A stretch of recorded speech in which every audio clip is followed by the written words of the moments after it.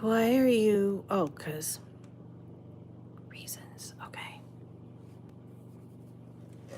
Ooh. Ooh. Cat, come here. Come on. This way. Let's go. Come on. Okay. Oof. Okay.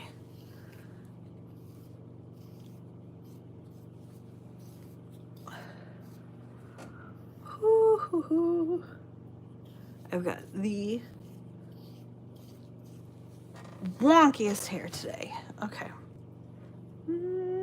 Good morning. How are you, Kimmy?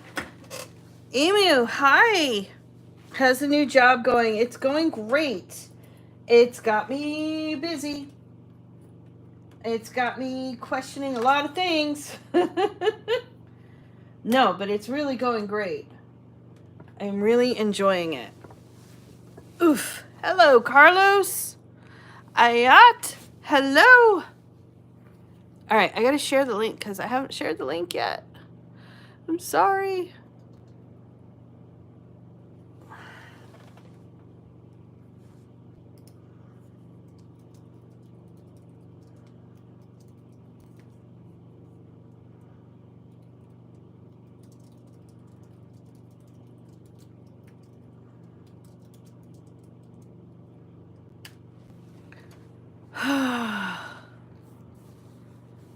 So happy to see me today. Yay!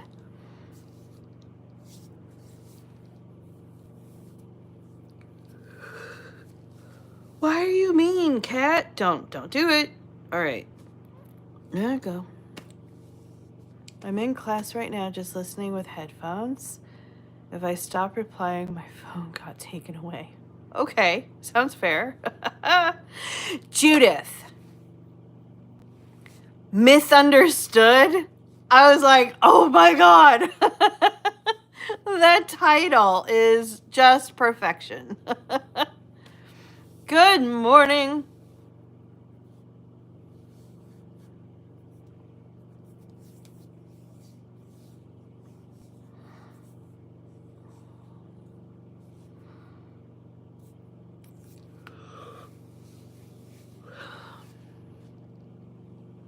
Taylor, good morning, Taylor.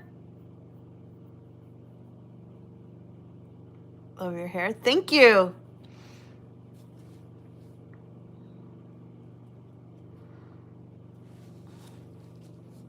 You look amazing. Why, thank you.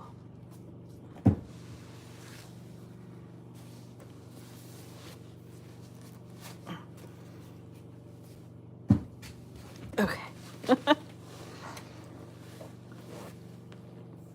Has it been a minute since you've been live? Yeah, it's been about what, a week and a half or 2 weeks. I think it's been like 2 weeks. I don't know for sure. You've grown to 400 TikTok followers. Yes, great job, Taylor. I have a question. What is the procedure for publishing a book? Okay, hang on. You two, stop it. Why? Why do you two have to hunt each other here? Go hunt somewhere else. Hey, go. Okay, lay down. You go hunt somewhere else. Cats. Anyway, okay, so procedure for... Hey, hi, stop. What are you doing? Mona. Yeah, stop. Cat's like rubbing on the stand that holds the light.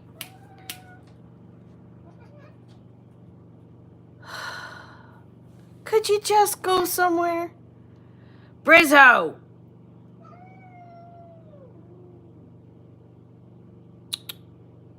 Come here, Mona. Come here, baby. Why is she being all cranky at you, huh? What'd you do? Could you lay down without knocking over everything?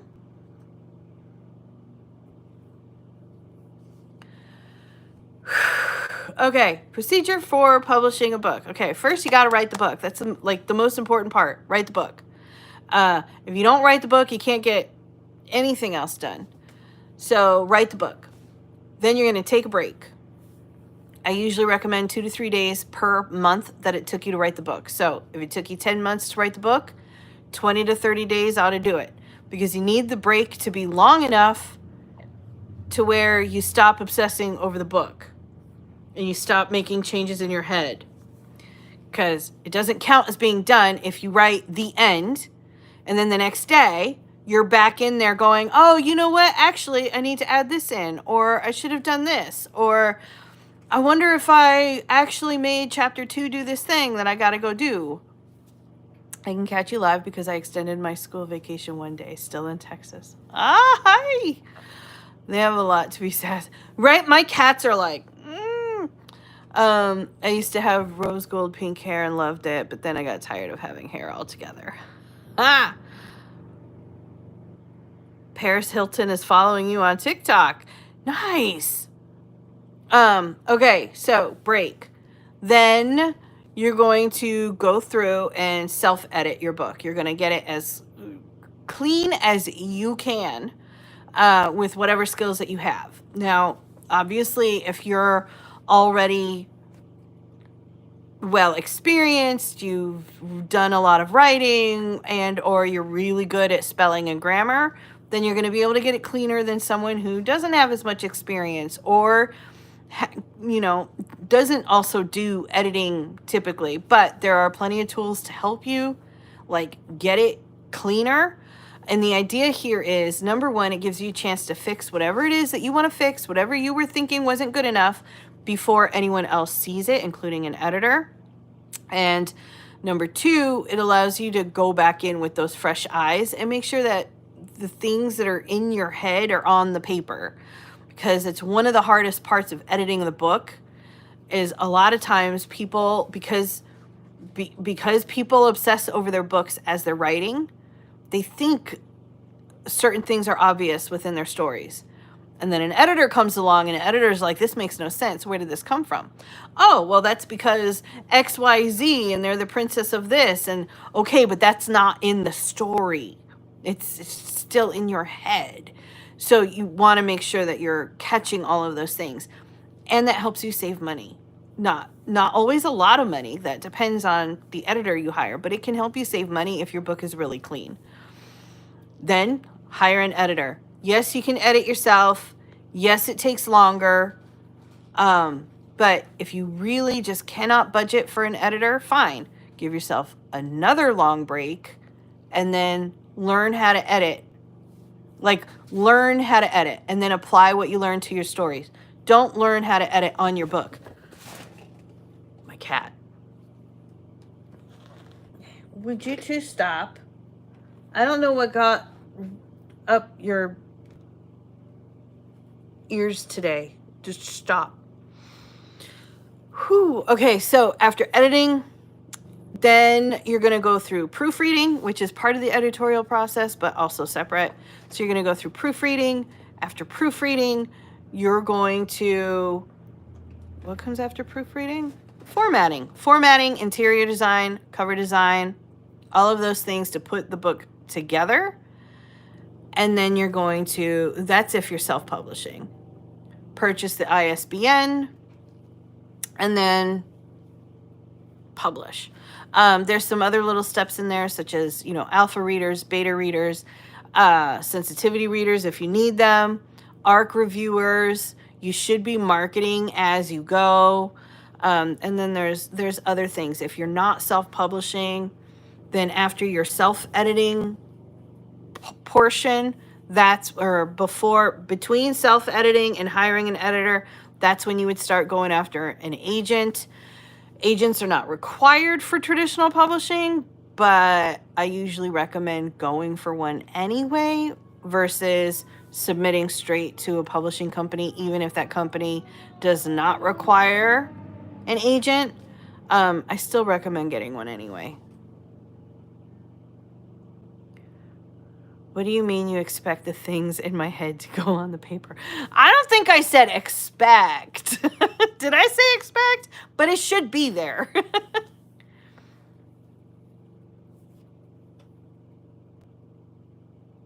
You've been freaking out all morning? Ah, that's amazing.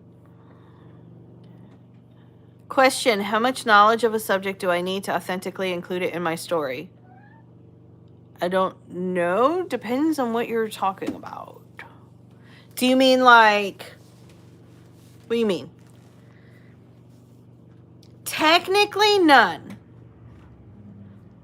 Technically none. Write what you know is like mislabeled. Because it is. You can research just about anything.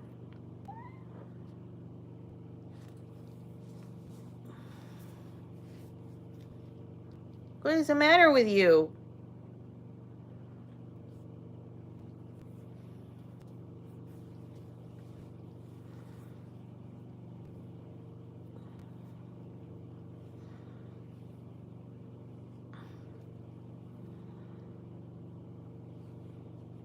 Did you see what happened at Readers Take Denver? No? Would it be odd to have my social handle be my pen name?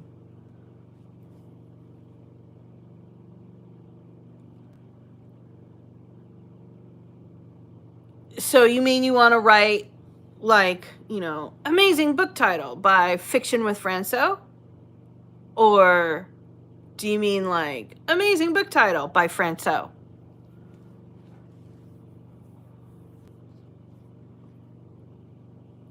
For example, 2 of my characters in my rom-com TV series are football players. How much do I need to know about football to write about it? Oh. So, yeah, you don't need to know anything prior. Now, you can do... There's so much... Okay, honey, you got to stop. There's so many places you can research to find certain things out. What you need to know, I have no idea. Because do you need to know exactly how the game is played? I don't know. It depends on what's happening in your story. Would you want to focus? Would you want to focus your book on the coach? Probably, then you probably need to know more about the game and the gameplay and how a coach interacts with their players than if you were just, focusing on the player is dating someone from the cheerleading squad. You don't need to know as much about the gameplay. You still might need to know certain parts about that player's position and what they do, but you don't have to know a whole lot about the full game itself. You just need to know enough to make the story itself believable. So that might mean very little or it might mean very much, depending on what else is going on in the story. It was a mess from what you've gathered. I wasn't online very much. It was a complete mess. Volunteers were verbally abusive and so much more. Oh my God. What is wrong with people? Why? Could you just put your butt down?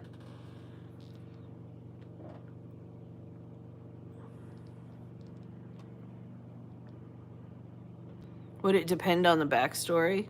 A little bit. It depends on how much you need to know research-wise about a particular subject. Depends a bit on what's happening in the story. So, 2 football players in your story, how much do you need to know about football to make that work? Whether it be backstory or not, it depends on what you're having them do in the story. If they're only you know what I mean?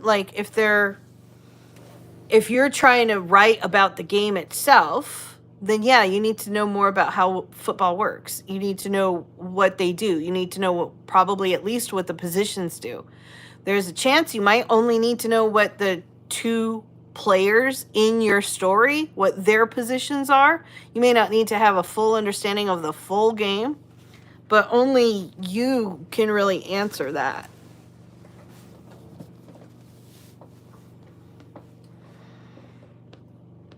I mean, I wouldn't go writing a football game and be like, and he was up to bat. You know what I mean? Like, you got to know what they're doing enough to make it believable, but you don't have to be an expert. By Franco writes. By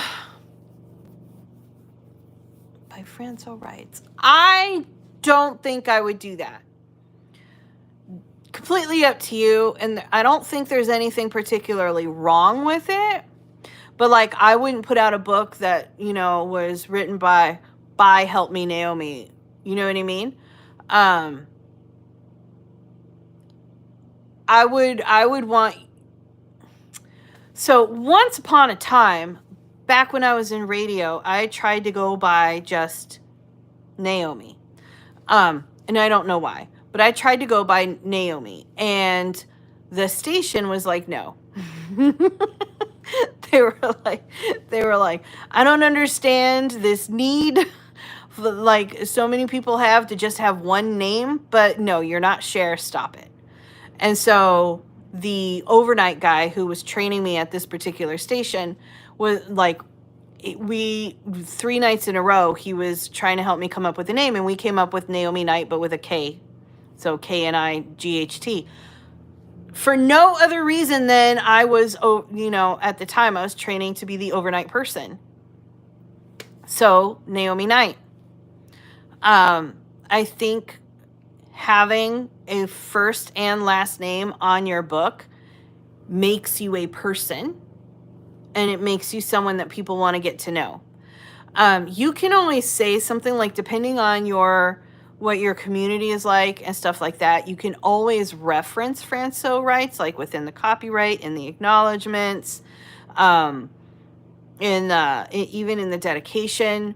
You can always have it on the back, like in your author blurb, like, you know, Franco is an author, yada, yada, yada, TikTok, amazing. You can find him everywhere on social media at Franco Writes, right? Like you can definitely have it there, but I wouldn't attribute your book as being authored by Franco Writes.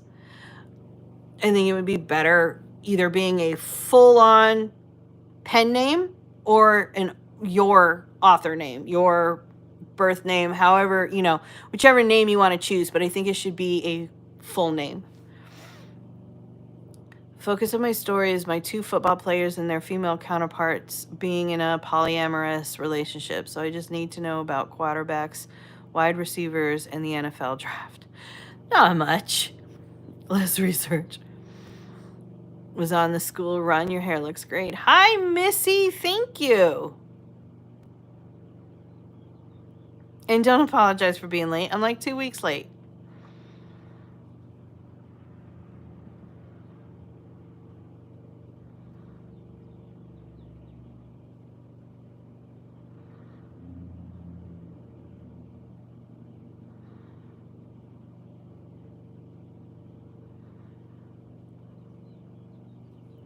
Alex! Hello, Alex.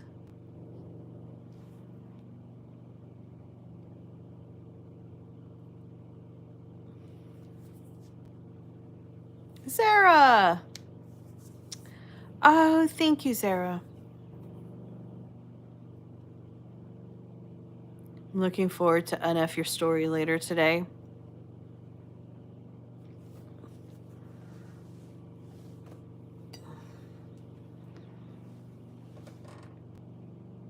Yesterday was your birthday. Happy birthday, Riley.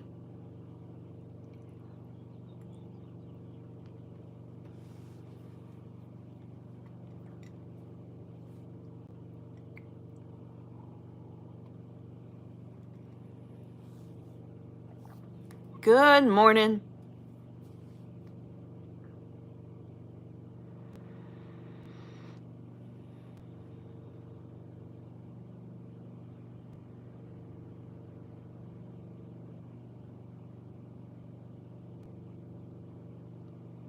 Back to writing. All right, Franco. I'm still in freak out mode. You love my cup. Thank you.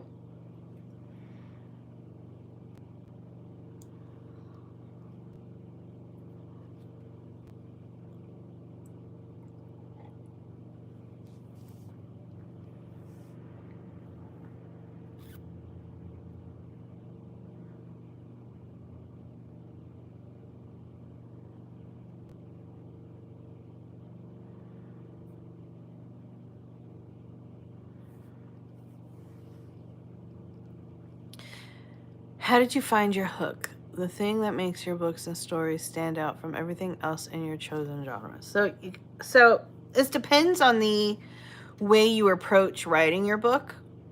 Some writers figure out their genre later. They start writing the story, and then when it comes down to trying to find an editor or beta readers, or sometimes they don't even find it until after they've asked their beta readers or whatever. They know what certain elements are. Like they know, okay, well, it falls within the realm of fantasy because there's magic, or paranormal because there's realism, or whatever the case may be. But they don't know specifically more than that what genre they're in until after they've talked to other people in the industry.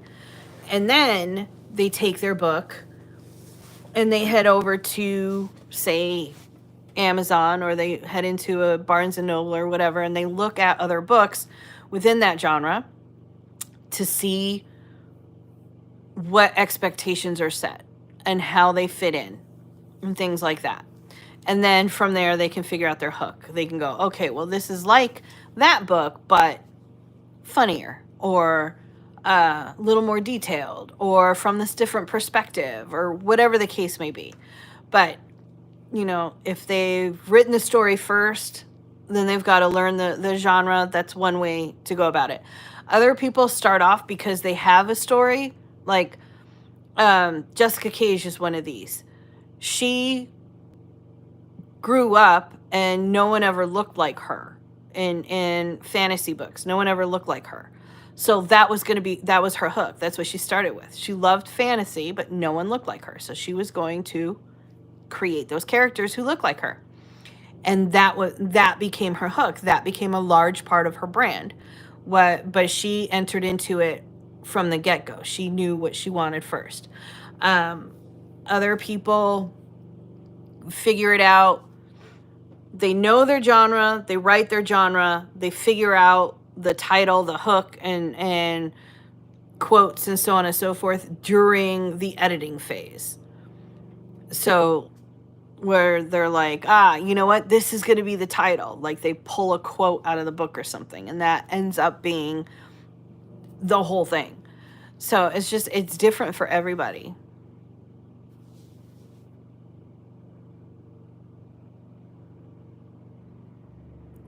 Finished another work in progress. Yay! My therapist psychoanalyzed a section of my story. That was fun. That doesn't sound like fun. I have completed a short story, wondering what avenues I might take to publish it. I think I have to have beta readers first. Yeah, I would probably get beta readers first. If you've already self-edited, go through, or if you haven't already self-edited, go through and self-edit. Make sure it's nice and clean. And then beta readers also figure out how you want to publish it. So do a search. Maybe there are collections or anthologies looking for places. Decide if you want to publish it as a standalone by itself, or if you want to hold on to it until you can make it part of a bigger book, like a collection of your own short stories, things like that. But either way, beta readers are a good first step. That's the last time I bring up my book in therapy.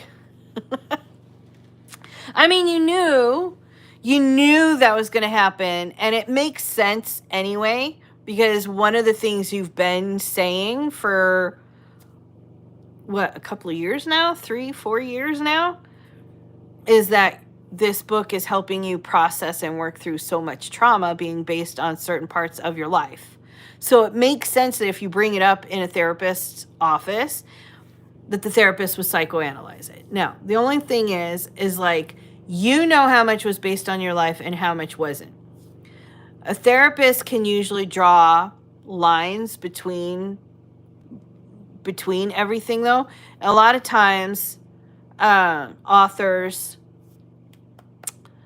I should say, a lot of therapists can infer a lot of information about an author based on the stories they tell. That's why lying to a therapist, not the best thing to do. Don't do it. Makes their job a whole lot harder. But they can also usually even still gain insights about you even through the lie, because that's how we were all trained. We were trained how to look for all of these different things. That's why even though memories suck, our memories are almost never even close to what actually happened. But your therapist will still ask you about some of your earliest memories, because the details that you choose to divulge from your memories, regardless of how accurate they are, provide insights into how you see the world. And by understanding how you see the world, we can understand how you feel you fit into it and how it all affects you. So all of those things. We used to talk about even just taste in music. Like, there's a way you can do it, but you've actually been saying that your book has been therapeutic for you, so it makes sense.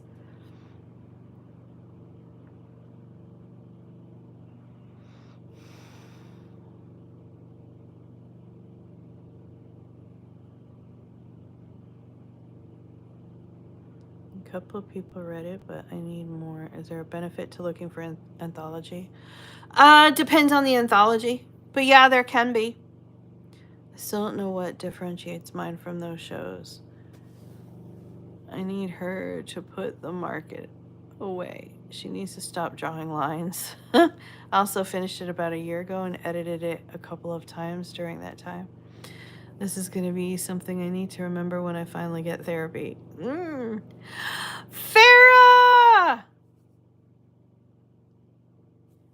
Hi, Farah.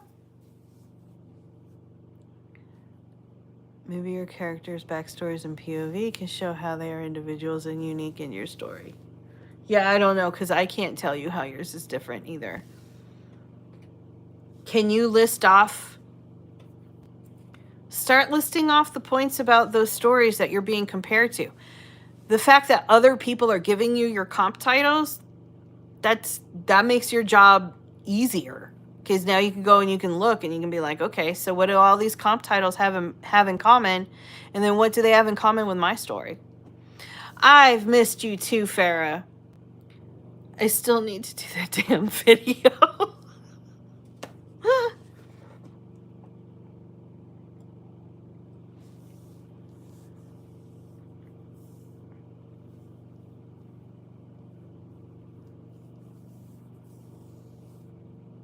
All right, Taylor, have a great day.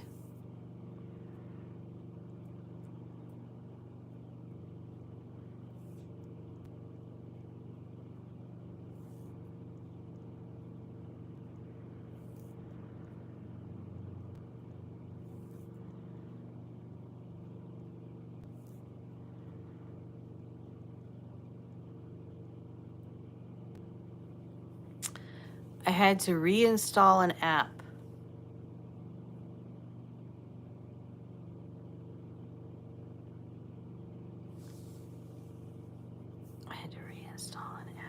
Voxer! Did you reinstall it? Naomi, I love you so much. I'm so grateful to Seisha for introducing me to you. Yay! Thank you. Nope. Okay. Let me know when you do.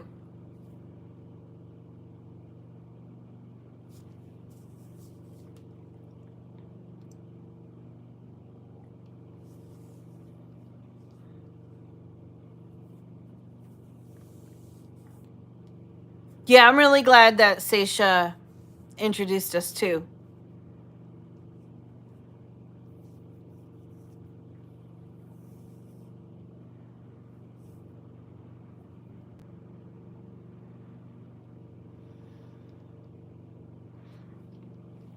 I see our sniper is still all like hung up on being followed by Paris Hilton. It slowed her down. Random question, what's my favorite book? Oh, good. Alex, I see you.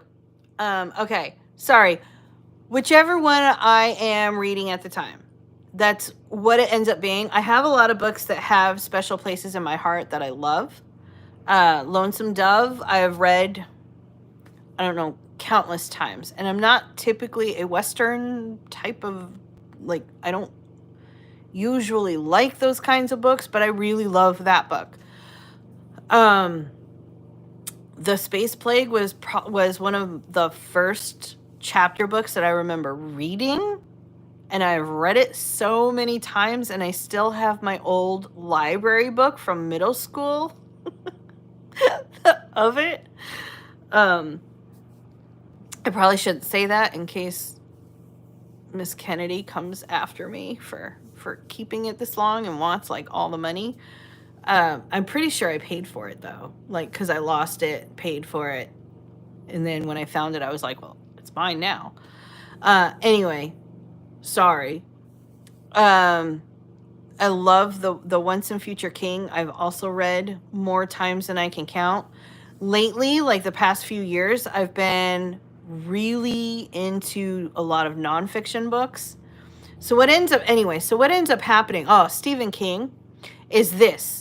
This is what ends up happening. Someone will ask me about my favorite, and I'll list off a book, but then that'll remind me about this other book that I also really love, and then I can't decide which one I love more. And then while I'm trying to think of that, I'll think of a third book. So it's whichever one I'm reading. If you start your story with a WTF moment, do you have to start every chapter episode with a WTF moment? No, you don't have to. You're a really big bookworm. Love more books. OG storyteller. No, you don't have to, but those make great book opener to grab the reader's attention. Book Dragon, yes. Anyway, WTF moments are great for hooks. So do you have to? No. But if you can, you may as well. Like if there is a WTF moment that you can throw in there, great. What you want to try to do, and this usually comes in the editing phase, not so much in the writing phase. But as you're editing, you're going to look at, in particular, you're going to look at the end of one chapter and the beginning of the next chapter. And what you want to do is set yourself up with a little cliffhanger at the end of one chapter and then answer it at the beginning of the next chapter. If that happens to be a WTF moment, great. If not, fine, but some other kind of hook. And the reason for that is because, readers tend to want, well, can't just say readers, but like people in general, right? They want a good, clean stopping point, which means they don't want to stop in the middle of a chapter. They want to stop at the end of a chapter. So if you've got a cliffhanger at the end of the chapter, then that makes them go, now they want to see what happens. Who's on the phone? Who's knocking on the door? Are they ever going to, so on and so forth. Are they going to join? Are they, is everyone going to laugh? Whatever it is. You want to start them off, you want to end the chapter on a cliffhanger, and then when you open it up, you use the hook to answer the cliffhanger. So they get the answer right away, but now they've started the chapter. So they're like, oh, well, I've got to finish the chapter because they don't like ending mid-chapter. That's how you keep people reading the book. My favorite book is my favorite author's newest release. Nice. What did the bookworm say to Insect Keeper? Where are the worms? I need my book back.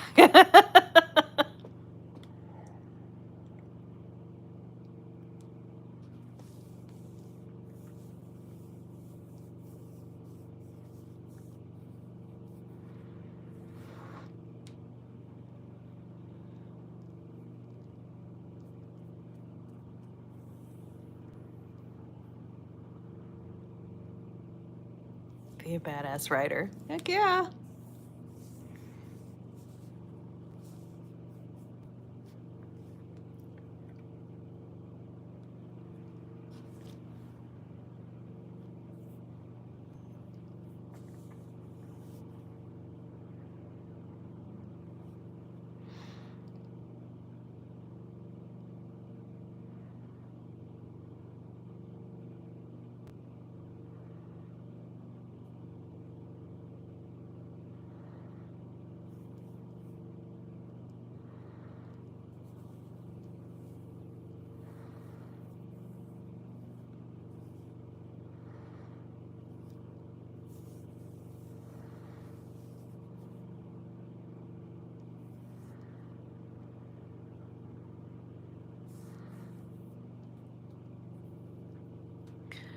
How do you research, find anthologies if that is the route I take to publish my story? Oh, you can just hit Google. Figure out the genre of your story, right? Whatever genre it fits into. And if it fits into multiple, then you got multiple searches to do. And then just Google. To start with, genre anthology. You might want to try genre anthology submissions or genre anthology submission guidelines sometimes, but basically just start Googling. You're going to find a list. You may even find like one, blog post that lists multiple within your genre of different anthologies who are accepting stories. There's so many right now accepting stories. So it's just a matter of Googling until you find one with an open submission, like as in submissions are open right now for you. Sometimes like there's even spots, like if you think about like Chicken Soup for the Soul, for example, like they put out a new anthology periodically. So you just gotta look for when their submission window is because it opens and closes throughout the year. How do I write about Skibbity Toilet? My 6-year-old could probably give you pointers.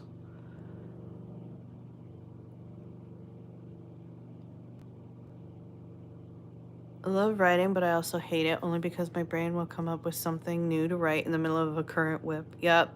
Ask Alex about that. This weather has been crazy. Needs to decide to stay warm. I know, right?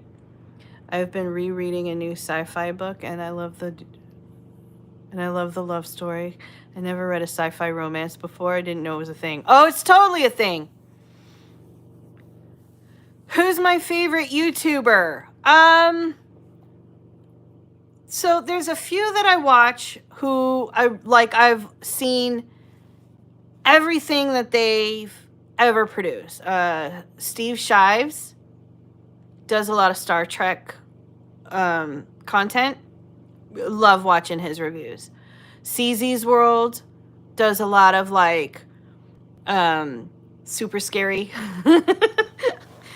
No, he does commentary on horror stories, and he does reviews, and I love the way he puts together histories. Like he does a lot of character histories, and things like that. Who are some others? Those are probably the two that I watch the most often. I really like the Welsh Twins channel when they're doing they do a lot of debunking TikTok hacks and 5-minute crafts and stuff like that. I love all of that stuff.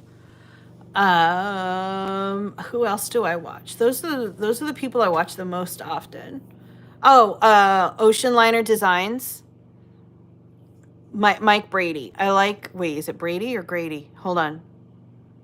Brady. Yeah. He does a lot of content on the Titanic and stuff, which I like. And then that brings Part-Time Explorer. I really like him. In fact, he did a thing on the Atlantic, which is speaking of favorite books, one of my favorite books is, now I can't. It's about the Atlantic.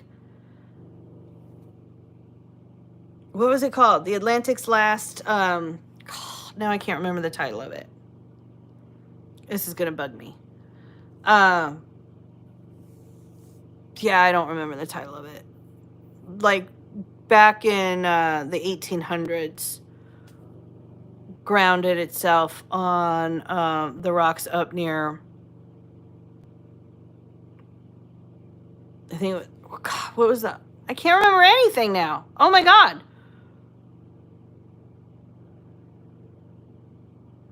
I want to say Mars Island, and that's not right. Anyway, those are probably some of my favorites.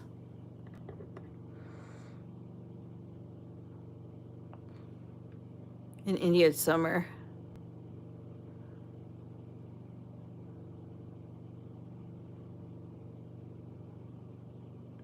I found that my top book genres to read are romantic suspense, sports romance, and why choose.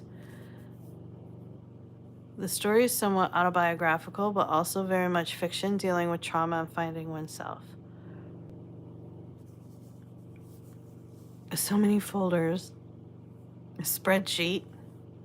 I have a story like that, and I'm struggling to separate myself. Have you found yourself struggling with that too?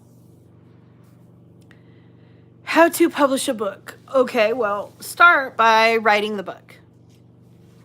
Write the book.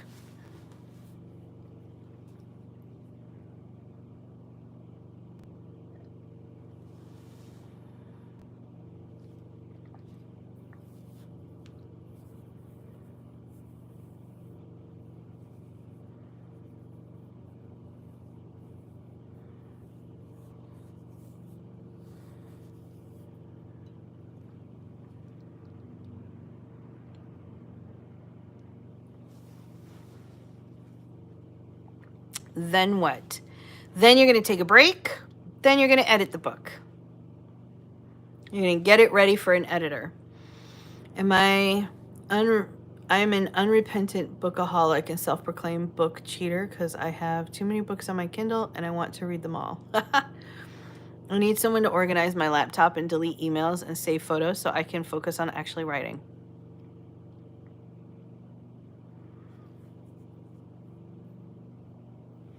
I can't help with any of that. Delete emails and save photos. Nope. Although, have you seen there's a what's it called? Free Write, I think it's called. It's like, it's similar to almost like an electric typewriter, but with a digital display. And there's like no internet connection, no like anything. It's literally just it. Maybe try one of those. Okay, thank you. You're welcome.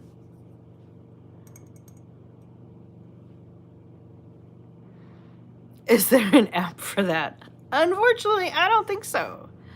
They have different like focus apps where you can like cut off, say, social media. Like you can tell this app not to allow you access to certain things on social media, or certain apps during certain times. Like you can sit down and be like, I'm writing now, turn off access to all of this stuff. You can try that. There are apps that allow you to do that. Deleting your emails, I don't know. Saving your photos, I don't know. I haven't cleaned any of my inboxes since last June. I'm on. How do you manage yours? This is the wrong channel for that.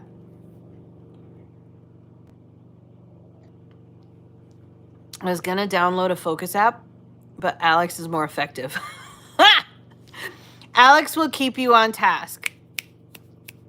There's my sniper. She finally came down from Paris Hilton following her.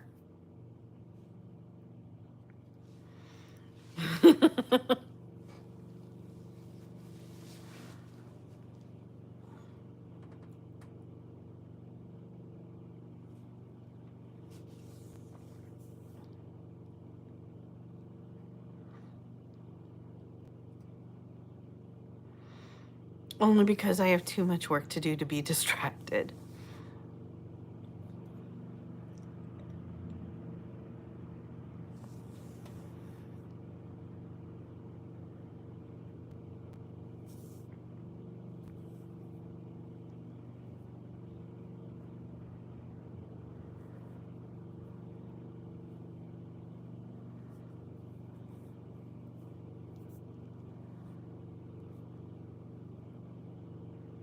I just keep creating new email addresses. Why?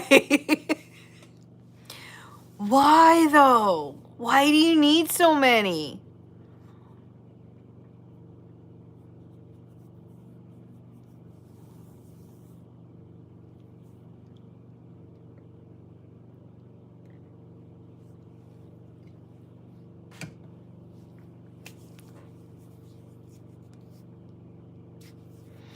I would love a Zoom writer's room to do sprints so I can have the accountability, sistership, and get the stuff done. Irene, hi. Hello.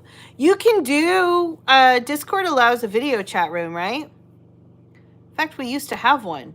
In fact, we used to do sprints in one. Or at least we had it set up to do sprints in one, but then everyone wanted the bot. So I don't know if that is still there or not. It is still there. Yeah, so there you go. It's not a Zoom, but it's like that for that particular chat room, it works similarly to Zoom in that you have a group of people all together showing off their screens. It took me a minute because I was staring at it like, why ask that? It has no relevance. I know, right? Jessica, I was just like, and then I started reading it out loud, and then I was like, I don't want to read this out loud, but I already started. No, wrong channel. It just says of many, too many emails for my email to count. Select all. Whoop. Anything important, they will email you back. Use the bot and the voice chat. Yeah.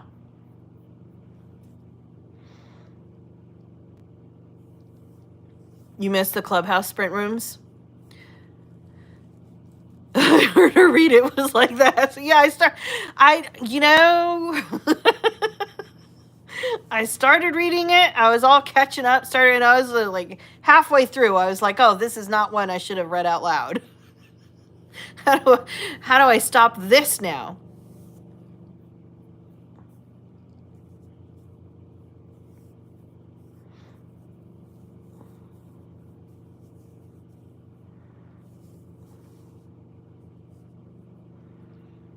Oh, well. Sniper came in and got him. All right, y'all. I'm going to go. I hope you have an amazing day. Thank you so much for hanging out with me.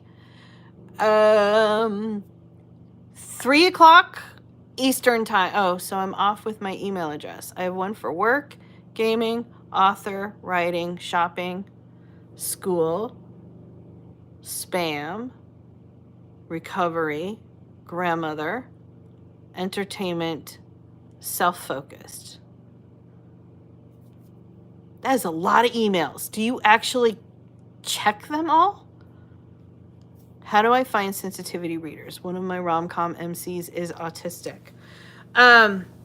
Usually for sensitivity readers, you can just go into pretty much any reading group and just say, basically, I'm looking for sensitivity readers and or people who fall within, whichever population you're looking for, and give them a little bit of a rundown of the book, what genre it is, how long it is, things along those lines. And then people will comment if they're available, not available, or whatever. And then from there, if hopefully you have some kind of an application or something set up, even if it's a Google form, something that they can fill out, where you can like go through and discern who you want on your book or not. All right. What's a sensitivity reader? Okay, so a sensitivity reader is someone who, when you are writing a book and a prominent feature of that book you don't have intimate knowledge of. For example, a white author who wants to write a main character, maybe not the main character, but a main character who is Black or brown or a person of, some person of color or indigenous, or someone who is not living with autism, who has a main character who is autistic, or someone who has not gone through a specific trauma who forces their character through that specific trauma. Like someone who has never been assaulted sexually, whom their character is. Something along those lines. So something you don't have an intimate knowledge of. It's usually a good idea. It's not a requirement, but it is usually a good idea to have a sensitivity reader who is someone who belongs to that population and has like deep intimate knowledge, like was raised in that population, to be able to read your story and give you feedback regarding how you handled the character's presence, the character's arc, things along those lines, to make sure that you have handled it as respectfully as you're trying to handle it. Got it. Thanks. You're very welcome. All right. Thank you so much. 3 o'clock Eastern time, unf your story in the Discord. Everyone else, I will talk to you soon. I hope you have an amazing day. Go get all the words written. I'll see you tomorrow, okay? Bye. I forgot